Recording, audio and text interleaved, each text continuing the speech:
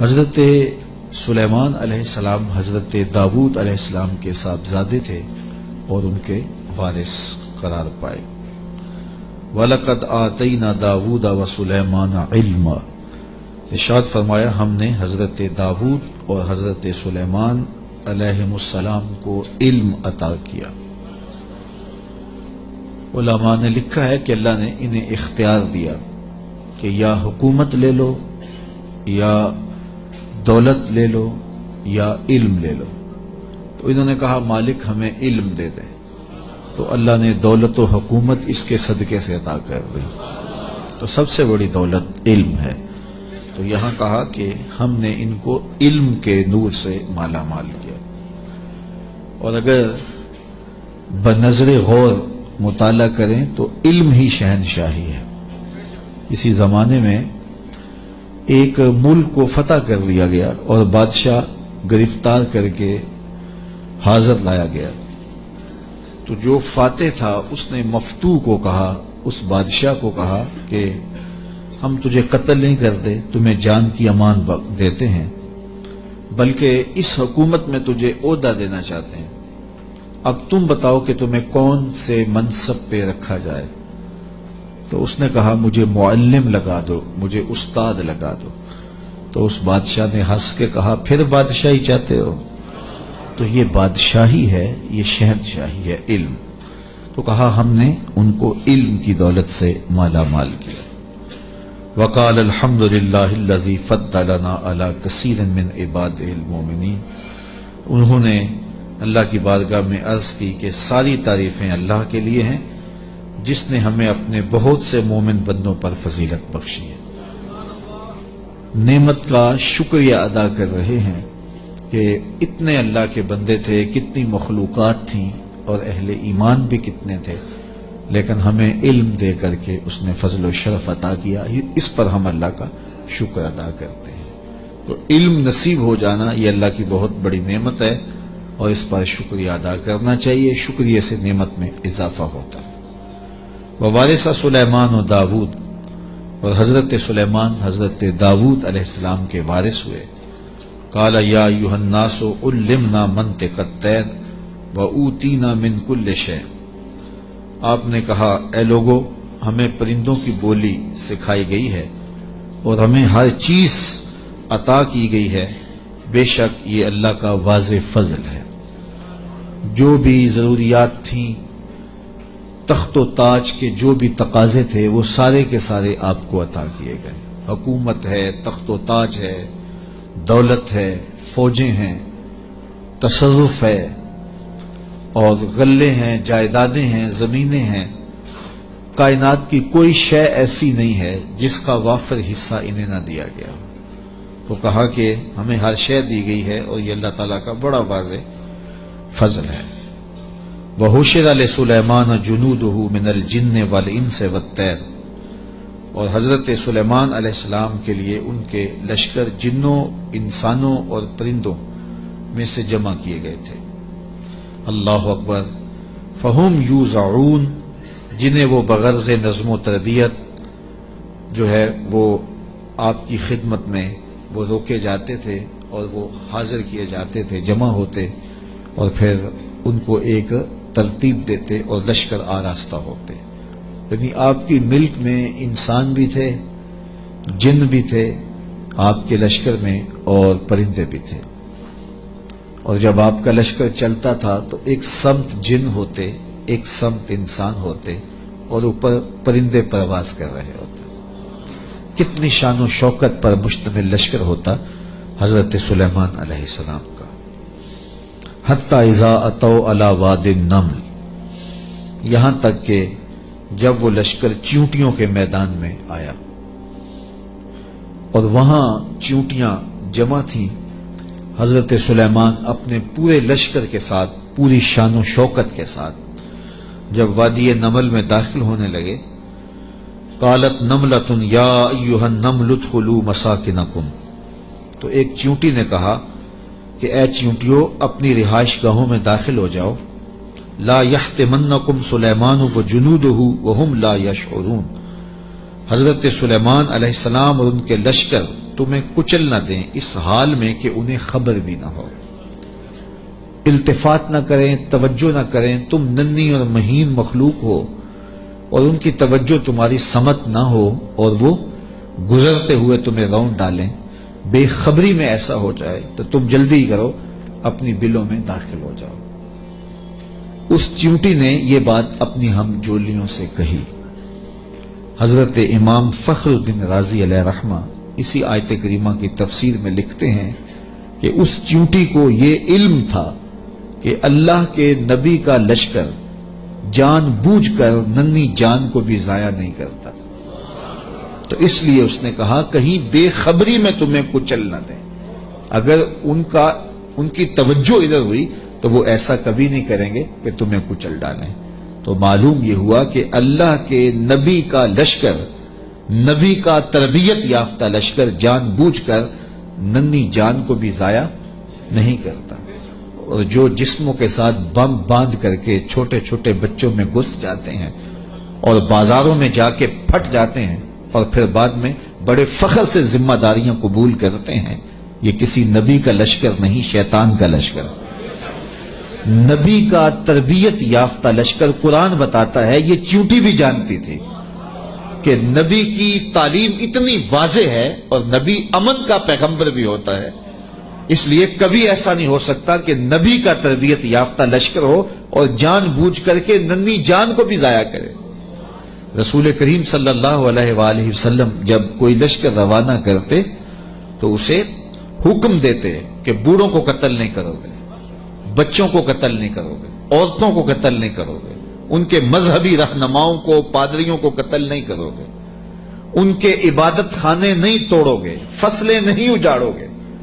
یہ کافر جو تھے، ان کافروں کے بچوں کو بھی قتل کرنے سے روک دیا گیا، کافروں کے بوڑھوں کو قتل کرنے سے بھی روک دیا گیا، اور جو کفار ہیں ان کی خواتین کے قتل سے بھی منع کر دیا گیا، اور جو مسلمانوں کی نسلیں کاٹ کے رکھ دے اور اس پہ ذمہ داریاں قبول کریں، کوئی بدبخت ہوگا جو ان کی حمایت کرے گا اور ان کو اسلام کا نمائندہ قرار دے گا۔ وہ دشمن اسلام ہو سکتے ہیں، اسلام کے نمائندے نہیں ہو سکتے۔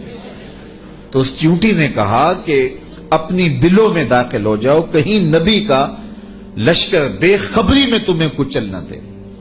حضرت امام راضی لکھتے ہیں کہ چیونٹی کو یہ علم تھا، اس علم کی وجہ سے اس چیونٹی کو قیامت تک آنے والی چیونٹیوں کا سردار بنا دیا گیا، ملکہ بنا دی گئی قیامت تک۔ اچھا، اگر آپ کی توجہ ہو تو ذات کی چیونٹی ہے، رب نے اس کے نام کی صورت اتاری ہے۔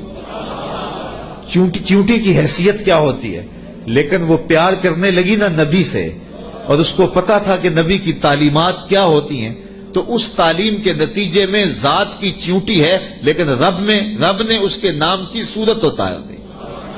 تو اس چیونٹی نے کہا جلدی جلدی اپنی بلوں میں داخل ہو جاؤ، اللہ کے نبی کا لشکر کہیں تمہیں کچل نہ دے اور وہ دھیان نہ کرے، بے خبری میں کہیں ایسا نہ ہو جائے۔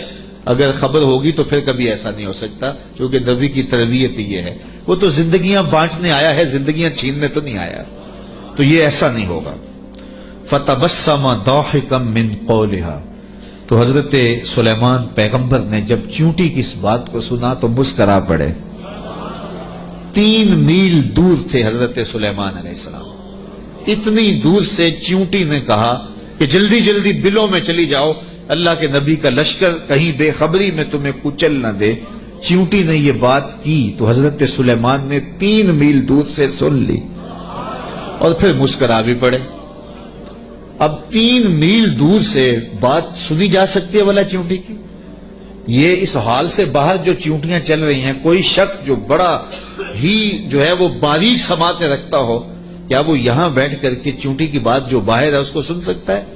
چلو جو آپ کے کرسی کے نیچے چل رہی ہے اس کو سن سکتا ہے، اس کی آواز کو، لیکن 3 میل دور سے چیونٹی کی آواز کو اللہ کا نبی سن بھی رہا ہے، اور جو وہ کہہ رہی ہے اس کو سمجھ بھی رہا ہے، اور اس پر تبسم بھی فرما رہا ہے۔ حضرات علماء فرماتے ہیں، جو تیوریات کے ماہرین ہیں، کہ چیونٹی کے منہ میں زبان نہیں ہوتی، پھر اس نے بات کیسے کر لی؟ ایک مہین سا وجود ہے تو اس کے منہ میں زبان نہیں ہوتی، دانت نہیں ہوتے، تو پھر بات کیسے کرتی ہے؟ اور حضرت سلیمان نے سن کیسے لی؟ تو کہا چیونٹی کے منہ کے قریب دو باریک سے بال ہوتے ہیں، مہین سے دو ریشے ہوتے ہیں، جب اس نے بات کرنی ہوتی ہے تو ان بالوں کو قریب کر کے رگڑتی ہے، اس رگڑنے سے جو آواز پیدا ہوتی ہے اس سے وہ اپنی ہم جولی کو کوئی میسج دے رہی ہوتی ہے۔ اللہ کے نبی کی شان یہ ہے کہ چیونٹی کے باریک اور مہین بالوں کے رگڑنے سے جو آواز پیدا ہوتی ہے 3 میل دور سے اس آواز کو سنتا بھی ہے اور اس سے جو مفہوم نکلتا ہے اس کو سمجھتا بھی ہے۔ اور یہ اس نبی کی شان ہے جو ہاتھ باندھ کے مسجد اقصی میں تیرے نبی کے پیچھے کھڑا تھا۔ تو جب غلام کی یہ شان ہے تو امام کی شان کا عالم کیا ہوگا؟ یہ شان ہے خدمت گاروں کی، سرکار کا عالم۔ مولوی کا تو دماغ خراب ہو گیا ہے کہ اس کی سماعتوں کو تول رہا ہے جس کے غلاموں کی سماعتوں کو نہیں تولا جا سکتا۔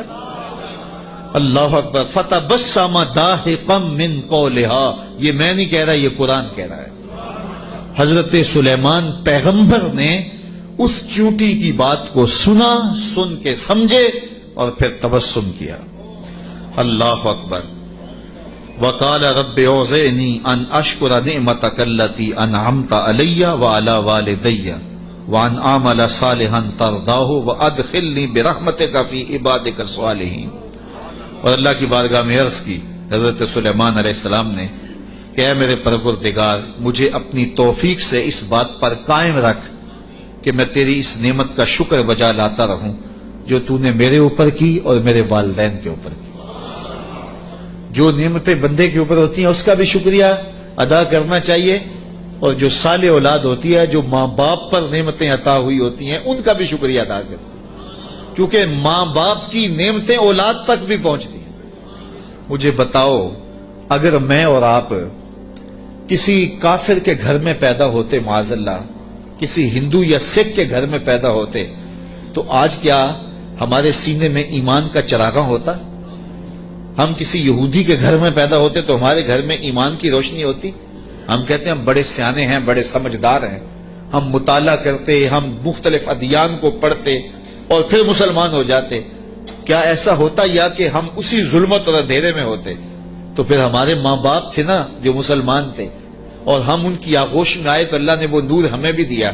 تو ہمیں اپنے اوپر ہونے والے اس کرم کا احسان کرنا، احسان جو ہے وہ اللہ کے حضور، اس کا شکر ادا کرنا چاہیے، اور ساتھ یہ بھی شکر ادا کرنا چاہیے کہ مالک تیرا کرم ہے کہ تو نے ہمارے ماں باپ کو دین دیا تھا، اور وہ نعمت ہمیں ان کی وساطت سے نصیب ہو گئی۔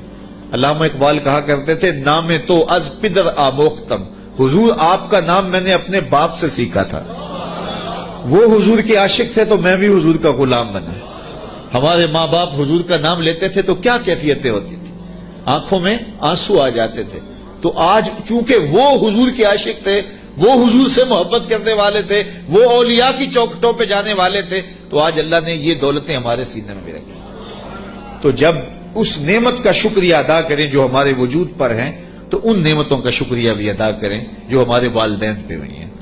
تو حضرت سلیمان نے یہ ہمیں شکر کرنے کا ایک عجیب طریقہ دیا، خوبصورت طریقہ دیا، اور عرض کی مالک میں ان نعمتوں کا شکر ادا کرتا ہوں جو تو نے میرے اوپر کی، اور ان نعمتوں کا بھی شکریہ میں ادا کرتا ہوں جو میرے ماں باپ پر کی۔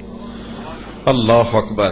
اور مجھے یہ توفیق دے کہ میں ایسے نیک عمل کرتا رہوں جن سے تو راضی ہو۔ اللہ اکبر۔ اور مجھے اپنی خاص رحمت سے اپنے نیک بندوں میں داخل فرما لے۔ حضرت سلیمان علیہ السلام ایک دن اپنے لشکر کا جائزہ لیتے ہوئے پرندوں کی جانب نکلے۔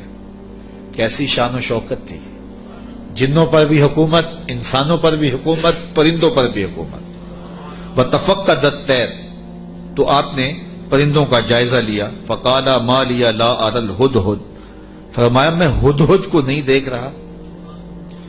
اور پھر فرمایا ام کان من الغائبین، وہ واقعی غائب ہو گیا ہے، لَأُعَذِّبَنَّهُ عَذَابًا شَدِيدًا، میں اس کو سخت عذاب دوں گا، او لَأَذْبَحَنَّهُ، یا اس کو میں ذبح کر دوں گا، او لَيَأْتِيَنِّي بِسُلْطَانٍ مُبِينٍ، یا وہ میری جانب میرے پاس اپنے بے قصور ہونے کی کوئی واضح دلیل لائے۔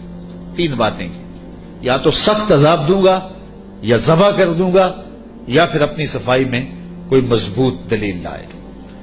حضرت سلیمان علیہ السلام بیت اللہ کی حاضری کے بعد واپس آ رہے تھے اور صنعاء کے مقام پہ جو یمن کا شہر ہے وہاں آپ نے پڑاؤ کیا اور وہاں آپ نے جانوروں کا جائزہ لیا اور وہاں ہدہد کو نہ دیکھا۔ مفسرین فرماتے ہیں جب پانی کی ضرورت ہوتی تو ہدہد کو حاضر کیا جاتا اور یہ ہدہد جو تھا وہ پھر بتاتا کہ کس جگہ پانی ہے۔ یہ جانوروں کے اندر انجینئر ہے، اللہ نے اس کو بڑی طاقت دی۔ حضرت ابو ہریرہ رضی اللہ تعالیٰ عنہ نے جب فرمایا نا کہ یہ بڑی قوتوں سے مالا مال کیا گیا ہے، اس کی نظر بڑی تیز ہوتی ہے، تو کسی نے حضرت ابو ہریرہ سے کہا کہ چھوٹے بچے جب دھاگا لگا کے جال لگا کے جو ہے وہ پھاہی لگاتے ہیں تو یہ ہدہد پھنس جاتا ہے، جس کو زمین کی تہ میں پانی نظر آ جاتا ہے اس کو وہ جال نظر نہیں آتا۔ تو حضرت ابو ہریرہ بولے تقدیر کا جال نظر نہیں آتا، تو تقدیر کا جال بڑا ڈاڈا ہوتا ہے، وہ نظر نہیں آتا۔ یہ آپ نے ایک جانور دیکھا ہوگا کن کھجورا، اس کے 100 پاؤں ہوتے ہیں، 100 پاؤں، اور یہ جو سانپ ہوتا ہے اس کے کوئی پاؤں نہیں ہوتے، یہ اپنے جسم کو بل دے کے آگے بڑھتا ہے، اور کن کھجورا اس کے 100 پیر ہوتے ہیں، اور سانپ کی مرغوب غذا ہے کن کھجورا، اور جب اس کو یہ نظر آئے تو یہ دوڑتا ہے اور سانپ پیچھے دوڑ کے اس کو شکار کر لیتا ہے۔ تو کسی نے کن کھجورے سے پوچھا کہ تیرے 100 پیر ہیں اور سانپ کا ایک بھی نہیں ہے اور پھر بھی تو پکڑا جاتا ہے؟ اس نے کہا تقدیر کے آگے پاؤں نہیں چلتے۔ تو کہا کہ وہ دھاگا تقدیر کا ہے، وہ ہدہد کو نظر نہیں آتا اور وہ بچے اسے پکڑ لیتے ہیں۔ تو ہدہد حضرت سلیمان علیہ السلام کا درباری پرندہ تھا، اور حضرت سلیمان علیہ السلام اس سے محبت کرتے تھے، یہ بھی اللہ کے نبی سے پیار کرتا تھا، بلکہ صاحب روح البیان نے ہدہد کے عنوان سے بڑی باتیں لکھی ہیں، کچھ لطیفے بھی ذکر کیے ہیں۔ کہتے ہیں ایک دن یہ ہدہد چونکہ لاڈلا پرندہ تھا حضرت سلیمان کا، تو حضرت سلیمان علیہ السلام کو کہنے لگا کہ میں آپ کے لشکر کی دعوت کرنا چاہتا ہوں۔ آپ نے کہا اتنا بڑا لشکر ہے اور تو میرے لشکر کی دعوت کرے گا؟ کہا جناب دعوت قبول کیجیے۔ تو کہا ٹھیک ہے، آج دوپہر کو میں آپ کے لشکر کی دعوت کروں گا۔ جب دوپہر کا وقت آیا تو دریا کنارے لشکر نے پڑاؤ کیا ہوا تھا، تو ہدہد کبھی دائیں کبھی بائیں اڑانے بھر رہا ہے۔ تو کہا میاں وقت ہو گیا ہے، اب لاؤ نا کھانا، تم نے آج ہماری دعوت کی ہے۔ کہا جی اسی کا انتظام کر رہا۔ تھوڑی دیر کے بعد اس نے فضا میں ایک چڑیا شکار کی اور اس کو فضا میں توڑ کر کے پانی میں پھینک دیا اور لشکر کو آواز دی جس کے ہاتھ میں بوٹی آتی ہے بوٹی لے لے، باقی شوربہ پی لے۔ تو اس پرندے سے چونکہ بڑا پیار تھا، جب اس کو نہ دیکھا تو غصے میں آ گئے، کہا ما لیا لا اری الہدہد، میں ہدہد کو نہیں دیکھ رہا، کیا وہ واقعی غائب ہے؟ اچھا میں اس کو ذبح کر دوں گا یا سخت سزا دوں گا یا پھر وہ مجھے اپنی بے گناہی کی کوئی دلیل پیش کرے۔ اب ہدہد کہاں چلا گیا؟ حضرات مفسرین لکھتے ہیں کہ وہ حضرت سلیمان علیہ السلام استراحت کرنے لگے تو وہ اڑ کے قریب ایک باغ میں چلا گیا، وہاں ایک اور اس کا ہم جنس ہدہد بیٹھا ہوا تھا۔ اس نے پوچھا کدھر سے آئے ہو؟ اس نے کہا کہ میں اپنے نبی کے ساتھ گیا تھا، اپنے شہنشاہ کے ساتھ گیا تھا، اور ان کی حکومت جنوں پر بھی ہے، انسانوں پر بھی ہے، پرندوں پر بھی ہے۔ تو اس نے کہا کہ میری جو بادشاہ ہے میرے ملک وہ عورت ہے اور اس کا ایک تخت بہت بڑا، آؤ میں تمہیں دکھاؤں۔ تو وہ ہدہد کو ساتھ لے گیا اور اتنے میں دیر ہو گئی۔ حضرت سلیمان غصے میں آ گئے، کہا کہ کدھر ہے؟ لاؤ اسے حاضر کرو۔ آپ کا جو درباری شہباز تھا وہ اڑا فضا میں بلند ہوا تو ہدہد آتا دکھائی دیا، تو اس نے اس کے اوپر جھپٹ کے حملہ کرنا چاہا، تو ہدہد نے کہا تجھے واسطہ دیتا ہوں اس رب کا جس نے تجھے میرے پہ طاقت دی ہے، مجھے اپنا معاملہ حضرت سلیمان کے پاس جا کے پیش کر لینے دے۔ کہا انہوں نے کہا ہے کہ تجھے قتل کر دوں گا، ذبح کر دوں گا یا تجھے سخت سزا دوں گا، اب تو بچ نہیں پائے گا۔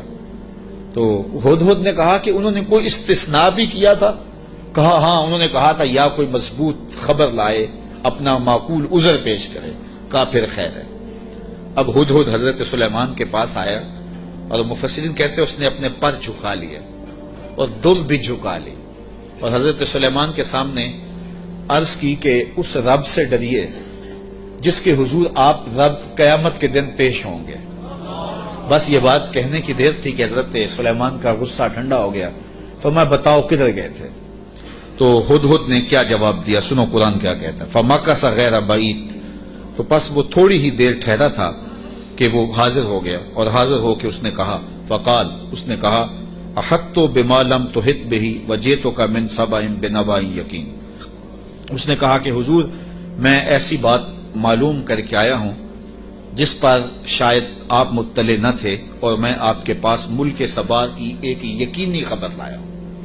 آپ نے اس چیز کا مشاہدہ نہیں کیا جس کا میں مشاہدہ کر کے آیا ہوں، تو میں ایک یقینی خبر آپ کو جو چشم دید ہے وہ بتانا چاہتا ہوں۔ حضرت سلیمان نے کہا بتاؤ، کہا انی وجدت امرأۃ تملکہم وأوتیت من کل شیء ولہا عرش عظیم، اس نے کہا میں ایک ایسی خاتون کو دیکھا ہے جو بادشاہت کے تخت پہ براجمان ہے، میں نے ایک ایسی عورت دیکھی ہے وہاں جو ان پر حکومت کرتی ہے اور اقتدار کی مسند پہ بیٹھی ہے، اور اسے ملکیت و اقتدار میں ہر چیز بخشی گئی ہے، اور اس کے پاس بہت بڑا تخت ہے۔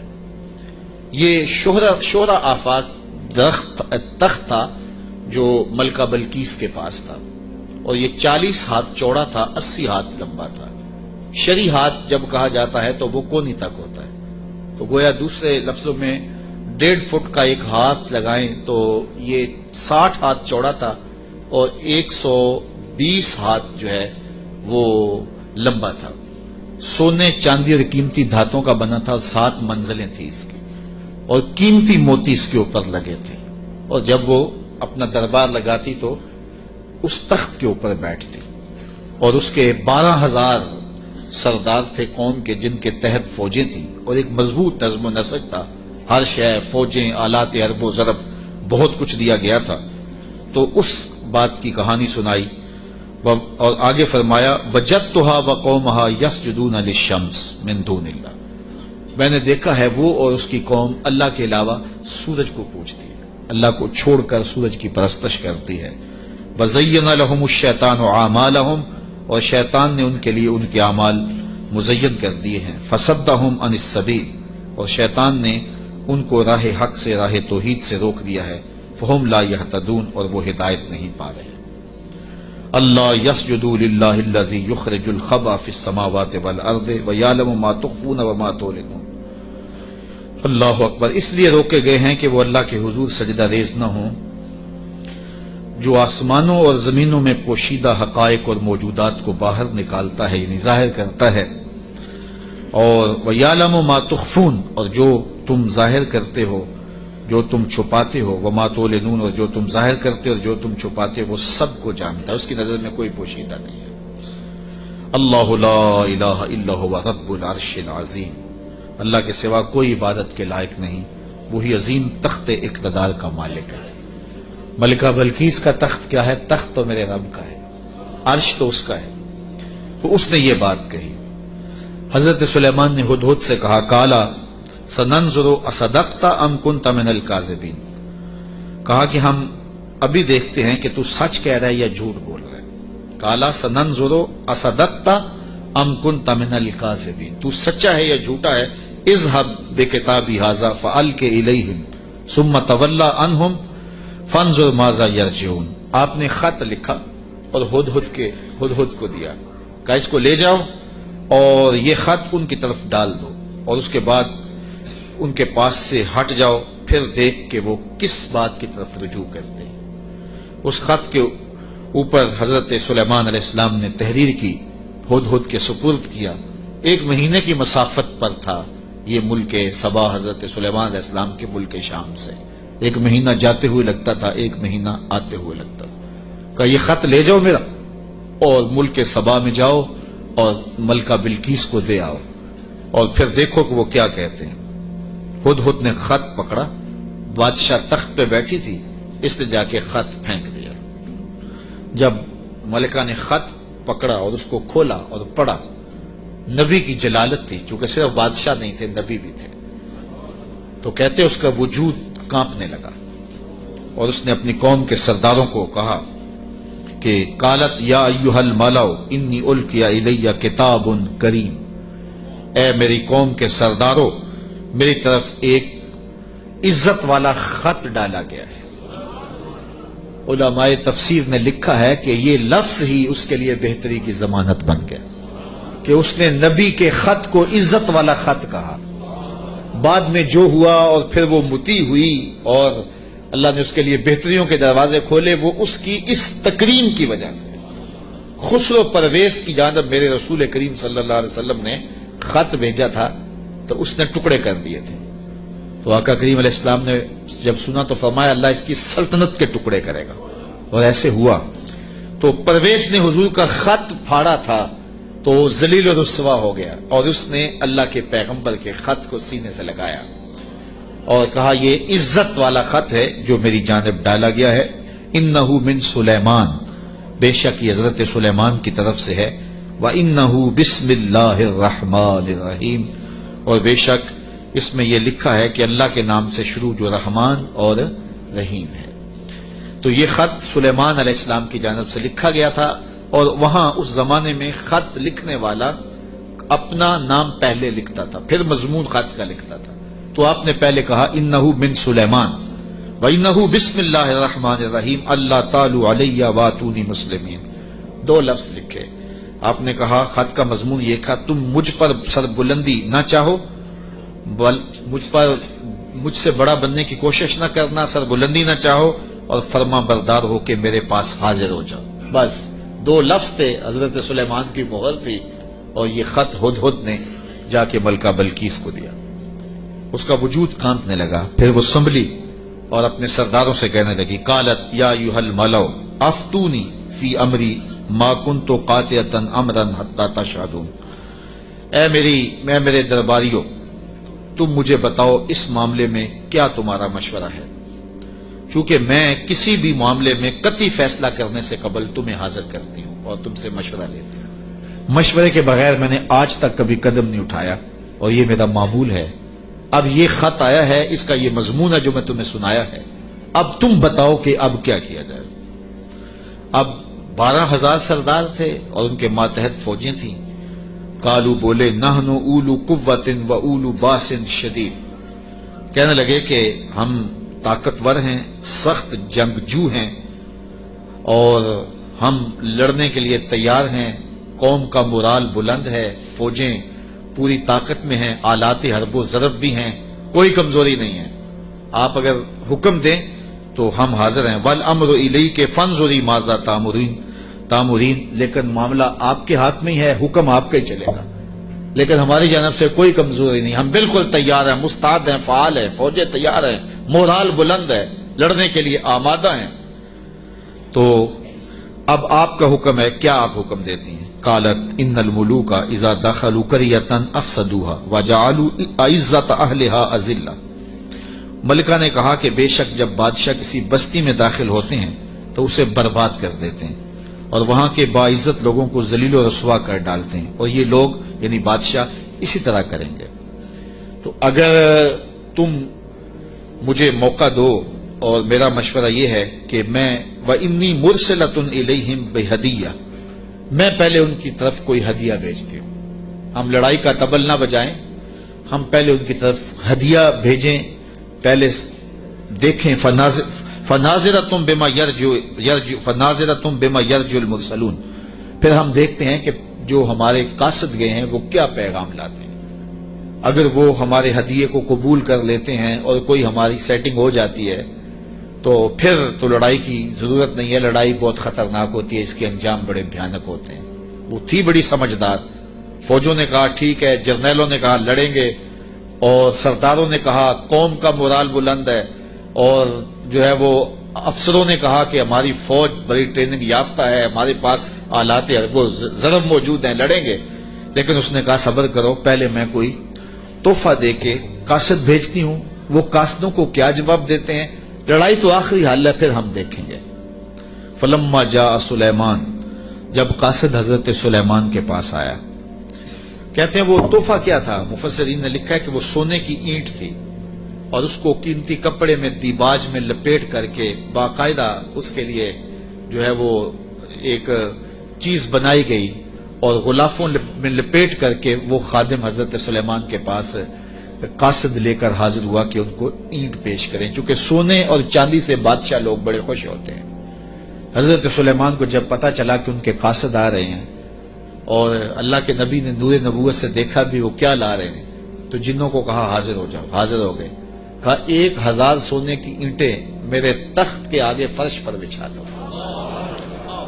تو جب اینٹیں بچھی ہوئی انہوں نے دیکھی تو وہ جو تحفہ لے کے آئے تھے سنبھال کے ایک اینٹ، انہوں نے دیکھا کہ وہ اینٹیں تو قدموں میں پڑی ہوئی، تو اب وہ تحفہ دیتے ہوئے شرم محسوس کرنے لگے، کیا دے، الٹے بانس بریلی کو، یہاں تو اینٹیں قدموں میں پڑی ہوئی ہیں۔ علاؤ الدین خلجی ساری زندگی تڑپتا رہا کہ حضرت خواجہ نظام الدین اولیاء کی بارگاہ میں حاضری دوں۔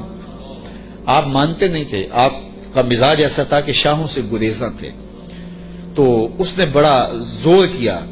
خیر جب اس نے یہ ارادہ کر لیا کہ میں حاضر ہونا ہے تو آپ نے علاؤ الدین کو لکھا کہ فقیر کی خانقاہ کے 2 دروازے ہیں، اگر تو ایک سے آیا تو میں دوسرے سے باہر نکل جاؤں گا، اور اگر تو نے زیادہ تنگ کیا تو تیرا شہر چھوڑ جاؤں گا۔ خیر بادشاہ نے ایک دن جو ہے وہ بغیر بتائے خانقاہ میں حاضری دی۔ شیخ کو پتا چلا تو انہوں نے دروازے پر پہرے دار کھڑے کر دیے کہ بادشاہ کو اندر نہیں آنے دینا۔ بادشاہ نے ان کے تیور پڑے فقیروں کے، تو یہ جو پیروں کے مرید ہوتے تو دیوانے ہیں، کہا کہ یہ تو مر جائیں گے لیکن شیخ کے دروازے سے اندر نہیں جانے دیں گے۔ تو بادشاہ کو شرارت سوجی تو اس نے کاغذ کے ٹکڑے پہ لکھا کہ یہ کیا ہوا کہ بادشاہوں کے دروازوں پہ بھی بواب چوکیدار اور فقیروں کے دروازے پہ بھی بواب۔ تو اندر سے شیخ نے اسی کاغذ کے ٹکڑے پہ بیک پہ اس کی پشت پہ لکھ کے بھیجا، فرق یہ ہے کہ بادشاہوں کے درباروں پر جو بواب ہوتے ہیں وہ فقیروں کو روکنے کے لیے ہوتے ہیں، اور جو فقیروں کی چوکھٹ پہ بواب ہوتے ہیں وہ امیروں کو روکنے کے لیے ہوتے ہیں۔ بادشاہ کہنے لگا کہ مجھے حضرت کی خانقاہ تو دیکھنے کی اجازت ہوگی۔ خدام نے کہا کوئی حرج نہیں ہے۔ تو وہ خانقاہ لنگر خانہ دیکھنے لگا، بہت بڑی خانقاہ تھی۔ تو جب وہ استبل میں گیا تو کیا دیکھا کہ جو گھوڑے ہیں ان کی جو میخیں ہیں، قلعے ہیں، وہ چاندی کے ہیں، اور جو ان کے پاؤں میں زنجیریں پڑی ہوئی ہیں جن سے وہ بندھے ہوئے ہیں وہ زنجیریں سونے کی ہیں۔ تو بادشاہ بڑا حیرت زدہ ہوا، تو اس نے پھر کاغذ کے ٹکڑے پہ لکھا کہ یہ کیا ہوا کہ بادشاہوں کے پاس بھی سونا اور چاندی اور فقیروں کے پاس بھی سونا اور چاندی، فرق کیا ہوا؟ تو شیخ نے جواب میں لکھ کے بھیجا، فرق یہ ہے بادشاہ خزانوں میں سنبھال کے رکھتے ہیں، فقیر گھوڑوں کے قدموں میں ڈال کے رکھتے ہیں۔ تو حضرت سلیمان علیہ السلام نے 1000 اینٹ بچھوا دی۔ آپ جانتے ہیں جب بہار چین آیا نا حضرت عمر کے زمانے میں، جب ایران فتح ہوا تو سب سے دنیا کے اس وقت نامور اشیاء میں سے بہار چین ایک بہت بڑا قالین تھا، جس کو بہار چین پہ بٹھا دیا جاتا وہ ناز کرتا ہے کہ میں بہار چین پہ بیٹھے۔ آج وہ کسی کو وہ سرخ قالین پہ جو ہے وہ لے کے جاتے ہیں تو کہتے ہیں میرے لیے سرخ قالین بچھائے گئے، امریکہ میں یا جو ہے وہ میرے لیے جو ہے وہ برطانیہ میں یہ اعزاز دیا گیا ہے کہ مجھے سرخ قالینوں پہ میرا استقبال کیا گیا، سرخ قالین بچھائے گئے۔ بہار چین یہ ایک ایسا قالین تھا کہ جس پہ بیٹھ جانا اور جس پہ چلے جانا یہ بڑے دنیا کے لوگ جو ہے وہ فخر سمجھتے تھے۔ جب حضرت فاروق اعظم کا زمانہ آیا تو یہ علاقہ فتح ہوا تو یہ اونٹوں پہ لاد کر کے یہ بہار چین مدینے بھیجا گیا۔ تو حضرت عمر کے پاس جب بہار چین آیا تو کہا کہ اب اس کو کہاں رکھے؟ تو کسی نے کہا جی مسجد نبوی میں بچھائیں۔ کہا یہ مسجد نبوی میں بچھے؟ وہاں کی جو چٹائیاں ہیں اس قالین سے افضل ہیں، وہاں اس کو یہاں نہیں بچھائیں گے۔ تو کہاں رکھے؟ حضرت عمر نے حکم دیا کہ مسجد نبوی کے باہر جہاں لوگ جوتے اتارتے ہیں وہاں رکھا جائے، اور وہ بہار چین جس پہ لوگ بیٹھنا اعزاز سمجھتے لوگ وہاں جوتے پوچھ کے گزرتے تھے۔ تو فقیروں کی نظر میں کیا چیز ہوتی ہے ان چیزوں کی؟ تو 1000 اینٹ جب بچھی ہوئی دیکھی تو وہ کیا تحفہ دیتے؟ حضرت سلیمان علیہ السلام نے کہا کالا اتو مدوننی بمال، تم مجھے مال سے میری مدد کرتے ہو؟ تم کیا سمجھتے ہو تم میرے پاس جو ہے وہ مال و دولت سے میری مدد کرنا چاہتے ہو؟ فما آتانی اللہ خیر مما آتاکم، اللہ نے جو مجھے دیا ہے وہ اس سے بہتر دیا ہے جو تم کو دیا ہے، تمہارے سے بہتر مجھے نوازا ہے۔ بل انتم بہدیتکم تفرحون، بلکہ اپنے ہدیے پہ تم خوش ہو کہ یہ مال ہے، ہم مال کے ہدیے کو قبول نہیں کرتے۔ ایک طرف سورج کو پوجا جا رہا ہے، رب کے ساتھ شریک ٹھہرایا جا رہا ہے، اور میں ایک اینٹ لے کے راضی ہو جاؤں سونے کی، اور تم اللہ کی مخالفت کرتے رہو۔ یہاں سمجھنے کے لیے بہت کچھ ہے کہ اللہ کے حکموں کی نافرمانی کر رہا ہو اور پیر صاحب کو نذرانہ دے دے اور پیر صاحب یہیں چپ ہو جائے کہ کوئی نہیں مجھے نذرانہ مل گیا، یہ سمجھنے کے لیے کافی ہے۔ سونے کی اینٹ لے کے آئے ہیں، فرمایا وہ بتوں کو پوج رہے ہیں، وہ سورج کو پوج رہے ہیں، اور مجھے اس نذرانے سے چپ کروانا چاہتے ہیں، ایسا نہیں ہوگا۔ اور آپ نے اس قاصد کو پیغام دیا، ارجع الیہم، جا ان کے پاس اور ان کو بتا جا کے کہ فَلَنَاتِيَنَّهُمْ بِجُنُودٍ لَا قِبَلَ لَهُمْ بِهَا وَلَنُخْرِجَنَّهُمْ مِنْهَا أَذِلَّةً وَهُمْ صَاغِرُونَ۔ ان کو جا کے بتا کہ ہم ایسا لشکر لے کے آ رہے ہیں جس کا تم مقابلہ نہیں کر پاؤ گے، اور تمہیں ذلیل کر کے رسوا کر کے شہروں سے نکالیں گے، تیار ہو جاؤ۔ حضرت سلیمان نے اس قاصد کو پیغام بھیجا۔ جب اس نے جا کے پیغام دیا اور حضرت سلیمان کے دربار کی کہانیاں سنائیں تو پھر لڑائی کی ہمت کس کو ہوتی؟ نبی کو اللہ نے روب دیا ہوتا ہے، نبی کا روب جو ہے وہ لوگوں پہ پڑ جاتا ہے۔ اللہ اکبر، تو کس کو ہمت ہوتی؟ ملکہ بلقیس نے کہا کہ اب میں خود جاتی ہوں، تو وہ خود تیار ہوئی اور وہ حضرت سلیمان کی بارگاہ میں حاضر ہونے کے لیے ملک سبا سے چلی۔ ادھر بھی وقت گزرتا گیا، جب 3 فرسخ دور وہ دربار سے رہ گئی، 1 فرسخ اور 3 فرسخ 5 کلومیٹر لگا لیں، آپ یہ کہہ لیں کہ وہ بائی پاس پہ یا وہ یہ چناب پل پہ اتنے فاصلے پہ جب اس کا آنا ہوا تو حضرت سلیمان بیٹھے تھے اور آپ نے اپنے درباریوں سے کہا، قال یا ایھا الملأ ایکم یاتینی بعرشها قبل ان یاتونی مسلمین۔ دربار لگا تھا، جن بھی بیٹھے تھے، انسان بھی بیٹھے تھے، پرندے بھی تھے۔ آپ نے کہا میرے درباریوں، وہ بلقیس آ گئی ہے، یہاں قریب ہی آ گئی ہے، تو اس کا وہ تخت جس پہ اسے ناز ہے، کوئی ہے جو اٹھا لائے اس کے لانے سے پہلے؟ کیسی شان حضرت سلیمان کی، وہ بائی پاس پہ آ گئی اور تخت 1 مہینہ جاتے ہوئے لگتا ہے، 1 مہینہ آتے ہوئے لگتا ہے۔ یہ طاقتیں ہیں اللہ کے بندوں کی، اللہ اکبر۔ تو کہا وہ تو ادھر آ گئی ہے، تو کوئی ہے جو اس کا تخت جا کے جلدی جلدی اٹھا لائے؟ تو جب آپ نے یہ بات کہی تو ایک جن اٹھا، قال عفریت من الجن انا آتیک بہ، ایک جن کہنے لگا حضرت میں لاتا ہوں۔ کب لاؤ گے؟ قبل ان تقوم من مقامک، آپ کی مجلس ختم ہونے سے پہلے پہلے حاضر کر دیتا ہوں۔ اور مجلس ختم ہوتی تھی زوال کے وقت، دوپہر کے وقت، صبح شروع ہوتی اور دوپہر کو ختم ہو جاتی، تو کچہری لگی تھی، کہا کچہری ختم ہونے سے پہلے پہلے میں لے آتا ہوں۔ وَإِنِّي عَلَيْهِ لَقَوِيٌّ أَمِينٌ، طاقتور بھی ہوں، لے بھی آؤں گا اور امین بھی ہوں، کوئی ایک موتی بھی ضائع نہیں ہوگا، تو تخت میں لے کے آتا ہوں۔ اور 1 مہینہ میں نے عرض کیا جاتے ہوئے لگتا ہے، 1 مہینہ کئی ہاتھ موٹا تھا، 7 منزلیں تھی، 40 ہاتھ چوڑا تھا، 80 ہاتھ لمبا تھا، سونے اور چاندی اور قیمتی جواہر سے مرصع تھا، اور 7 کوٹریوں میں مکفل تھا، تالے لگے تھے، پہرے دار کھڑے تھے، جیب میں ڈال کے بھی لانا ہو پھر بھی 2 مہینے چاہیے۔ اور اس تخت کو لانے کا کہا دوپہر تک لے آتا ہوں۔ بڑی بات تھی نا، حضرت سلیمان خوش ہو جاتے کہ بڑی بات ہے، تو میں نہیں، مجھے اس سے بھی پہلے چاہیے، مجھے اس سے بھی پہلے چاہیے۔ پھر وہ اٹھا جس کے سینے میں زبور کا علم تھا، قال الذی عندہ علم من الکتاب، پھر وہ شخص کھڑا ہوا جس کے سینے میں علم زبور تھا، وہ آپ کا خالہ زاد بھی تھا، آپ کا صحابی بھی تھا، عاصب بن برخیہ نام علماء تفسیر نے بتایا ہے، اور اسے اسم اعظم آتا تھا۔ وہ کھڑا ہو گیا، اس نے کہا انا آتی کا بہی، حضرت میں لے آتا ہوں۔ کہا کب لاؤ گے؟ وہ تو دوپہر تک کا وقت دے رہا ہے، تم کب لاؤ گے؟ تو سنو اس نے کیا کہا، بولا قبل ان یرتد الیک طرفک، حضور آپ آنکھ بعد میں جھپکیں گے، تخت پہلے پڑا ہوگا، آپ آنکھ بعد میں جھپکیں گے، تخت پہلے پڑا ہوگا۔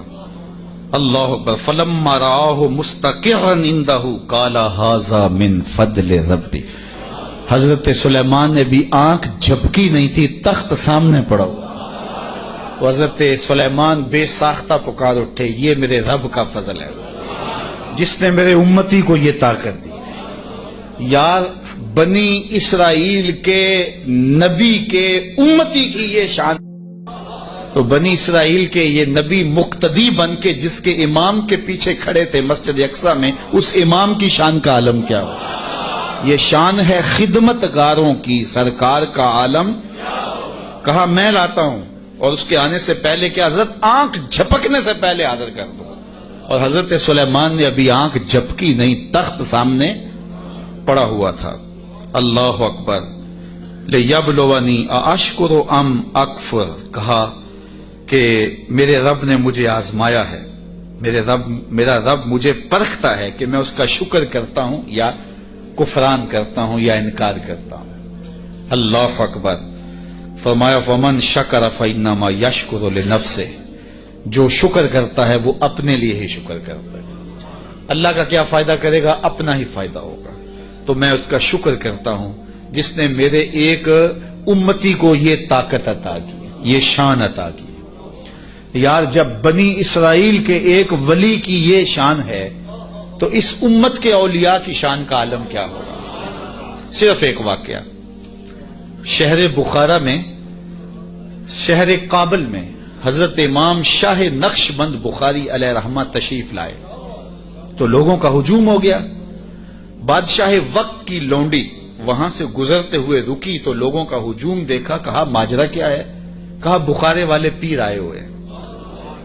تو کہا یہ پیر کیا ہوتے ہیں؟ لوگوں نے بتایا یہ اصلاح قلب کرنے والے لوگ ہوتے ہیں، یہ دلوں کے حکیم ہوتے ہیں، ڈاکٹر ہوتے ہیں، اور یہ باطن کی صفائیاں کرنے والے لوگ ہوتے ہیں، اور اللہ نے ان کو تکوینی اور تشریعی طاقتیں بھی عطا کی ہوئی ہوتی ہیں، اور کبھی ایسا ہوتا ہے کہ یہ اوکھے ویلے کام بھی آتے ہیں۔ اس نے سوچا کہ شیخ سے نسبت قائم کر لینے میں کوئی حرج نہیں ہے، تو اس نے حضرت شاہ نقشبند بخاری کی بیعت کر لی۔ چلو پیر تو کوئی ہونا چاہیے، تو انہوں نے ان سے بیعت کر لی۔ شیخ نے جو وظائف بتائے اور تلقین کی، ذکر کی اور اچھائی کی طرف سبق دیے، تو صالحہ تو وہ پہلے ہی تھی لیکن مزید رنگ چڑھ گیا۔ تو بادشاہ جب اس کی خدمت کو دیکھا تو بڑا خوش ہوا۔ جو باقی لونڈیاں تھیں وہ حسد کرنے لگی۔ ایک دن انہوں نے بادشاہ کے دربار سے، بادشاہ کے گھر سے چوری کر کے زیور ایسی جگہ پہ چھپا دیے اور اس پہ الزام لگا دیا اور پھر برآمد بھی اس سے کروا دیے۔ بادشاہ کو بڑا غصہ آیا کہ میں نے اس پہ اتنا اعتماد کیا تھا اور یہ بڑی لمبی نمازیں پڑھتی تھی۔ بادشاہ نے حکم دیا کہ اس کو چوبارے پہ لے جاؤ اور وہاں سے دھکا دے دو۔ بادشاہ کے محل کی چھت پہ لے جایا گیا۔ اس نے لاکھ کہا کہ میرا جرم نہیں ہے، لیکن بادشاہ ہوتے ہیں، تو چھت پہ لے جایا گیا۔ جب دھکا دینے لگے تو اس کو اب یاد آیا کہ میں نے سنا تھا اوکھے ویلے پیر کام آتے ہیں، تو اس نے بخارے کی طرف منہ کر کے کہا شیعہ للہ چو گدائے مستمند المدد خواہم ز شاہ نقشبند۔ سنا ہے اوکھے ویلے پیر کام آتے ہیں، اس سے اوکھا ویلا میرے پہ تو نہیں آ سکتا۔ یہ اس نے کہا تو پیچھے جلاد نے دھکا دے دیا۔ جب نیچے آئی تو حضرت شاہ نقشبند بخاری کا دامن پھیلا ہوا تھا۔ آپ نے آرام سے پکڑ کے نیچے رکھ دیا تو اس نے حیرت سے پوچھا حضرت آپ کب آئے ہیں؟ تو شاہ نقشبند بخاری فرمانے لگے تو از چبارہ آمدی من از بخارا آمدم، تو چبارے سے چل پڑی تھی میں بخارے سے چل پڑا۔ تو کہا حضرت آنکھ جھپکنے سے قبل وہ تخت حاضر کر دوں گا۔ جب تخت حاضر ہو گیا کہا یہ میرے رب کا فضل ہے جس نے مجھے اتنی طاقت عطا فرمائی۔ ومن کفر فإن ربی غنی کریم۔ اور اگر کوئی ولیوں کی اس طاقت کو نہیں مانتا، نبیوں کی اس طاقت کو نہیں مانتا، اللہ کے بندوں کی طاقتوں کو نہیں مانتا، اللہ کو پرواہ بھی کوئی نہیں۔ نہ مانے کوئی، اللہ کو کیا پرواہ ہے، وہ غنی بھی ہے اور کریم بھی ہے۔ کالا نکروا لہا عرشہا ننظر اتہتدی ام تکون من الذین لا یہتدون۔ آپ نے فرمایا جلدی جلدی کرو، تخت کا حلیہ بھی بدل دو، اس کی شکل جلدی جلدی تبدیل کر دو، تاکہ جب وہ آئے تو ہم دیکھیں کہ وہ اس کو پہچانتی ہے یا نہیں پہچانتی۔ تو تخت کا حلیہ بدل دیا گیا۔ فلما جاءت، جب ملکہ بلقیس پہنچی، قیل اہٰذا عرشک، کہا تیرا بھی اس جیسا کوئی تخت ہے؟ اس تخت کی طرف اشارہ کر کے کہا کہ کیا تمہارا تخت اسی طرح کا ہے؟ تو قالت کانہ ہوا، بولی یہ وہی تو ہے، یہ وہی تو ہے، بولی یہ وہی ہے۔ وَأُوتِينَا الْعِلْمَ مِنْ قَبْلِهَا وَكُنَّا مُسْلِمِينَ۔ اس نے کہا کہ ہمیں اس کی پہلے ہی خبر ہو گئی۔ حضرت آپ تخت کو بدل بدل کے نہ دکھائیں، ہم پہلے ہی مان گئے ہیں، ہم پہلے ہی مان گئے ہیں، اور ہم مطیع بن کے آئے ہیں، فرما بردار بن کے آئے ہیں۔